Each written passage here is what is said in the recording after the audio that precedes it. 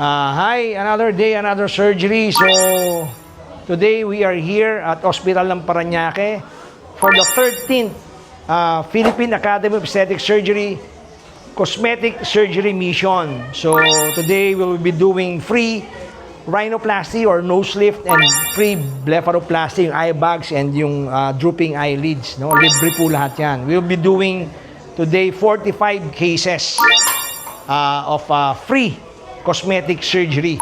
No? So, handog po ito sa inyo ng Hospital ng Parañaque at ang Municipality of Parañaque.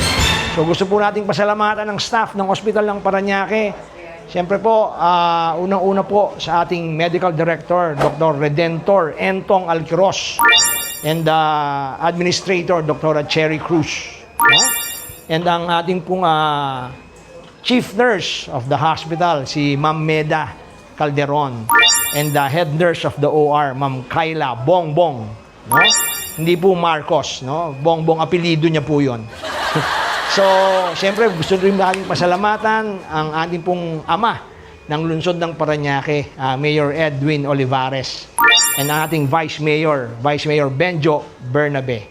And ang ating pong Congressman for the 1st District, Congressman Eric Olivares. No?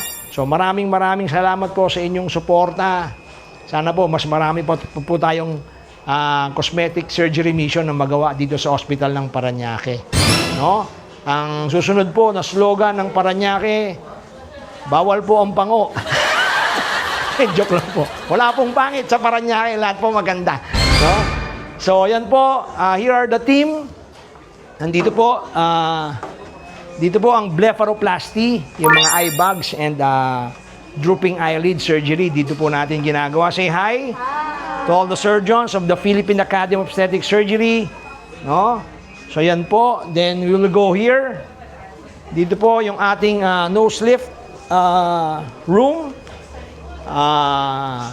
There are 7 simultaneous surgeries for nose lift. Okay. Oh, say hi. Say hi. Okay. Yan, mga nose lift surgery po yan, rhinoplasty. Siyempre, we also like to thank Cafe Bodega for our coffee bar, no? Yan po yung handog ni Kuyang AC Sabino, no? Anthony Christian Sabino. Cafe Bodega located at along Dr. A. Santos Avenue, sa harap po ng PATS, no? So, punta po kayo ron. Nandun din po yung Casa Barbero. Okay po. Thank you, Kuyang AC.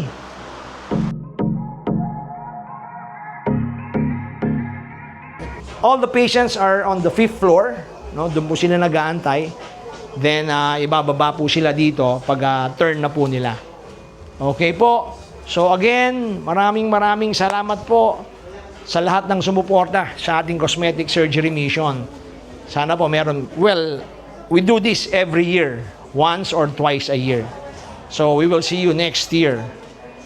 That's it. Another day, another surgery.